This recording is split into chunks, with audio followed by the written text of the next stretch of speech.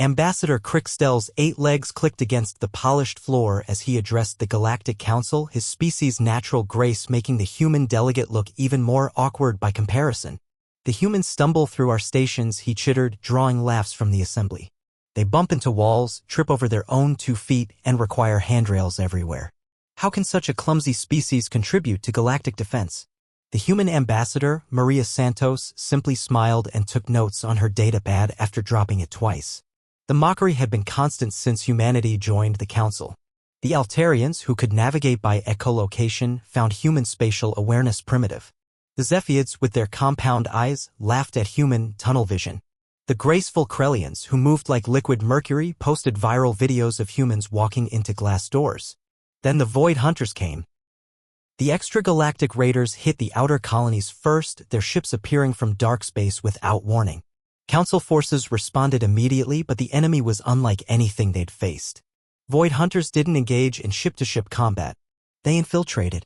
One warrior could eliminate an entire colony's leadership from positions miles away using weapons that fired projectiles through subspace rifts.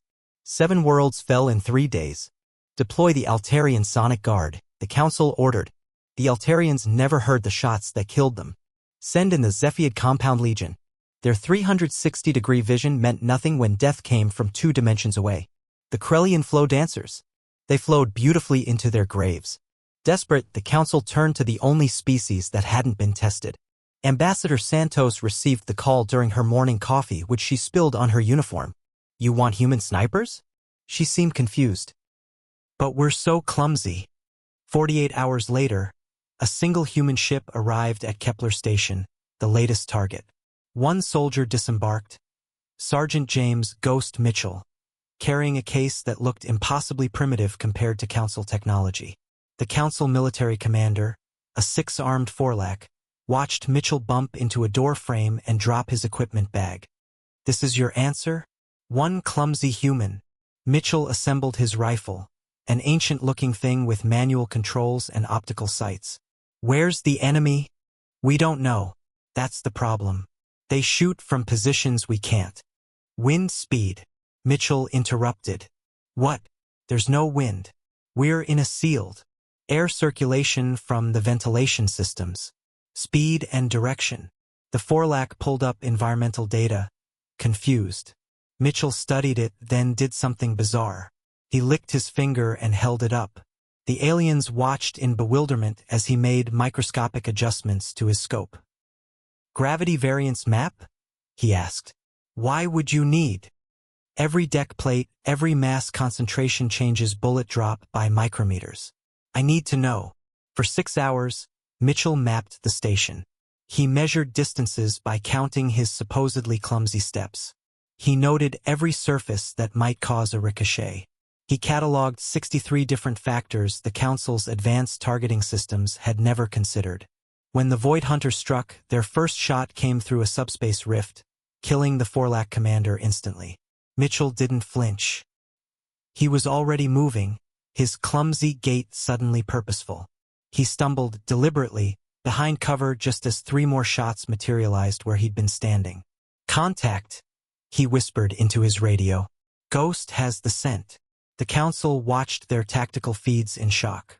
Mitchell wasn't using any targeting assistance. No quantum computers, no predictive algorithms. Just his eyes, his rifle, and something they'd never understood about humans. Humans weren't clumsy.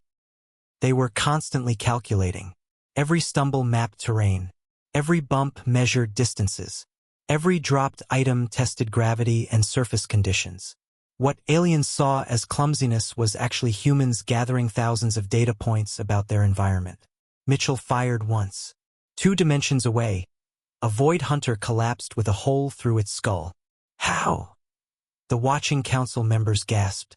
Mitchell was already moving, his body automatically adjusting for the 0.3% gravity differential between decks. You evolve on a planet with variable terrain, shifting weather, and predators that ambush from trees, grass, and water, he said, taking another shot. You learn to process everything. He fired 6 more times. 6 more Void Hunters died. Within 17 minutes, the attack was over. Mitchell had eliminated an entire Void Hunter kill team without a single piece of advanced technology. The Council never joked about human clumsiness again. They finally understood. Humans weren't stumbling. They were scanning, measuring, calculating every moment of every day. What looked like weakness was their greatest strength. Earth snipers became the galaxy's most requested specialists. And everyone learned to fear the humans who bumped into things. Because those bumps meant they were hunting.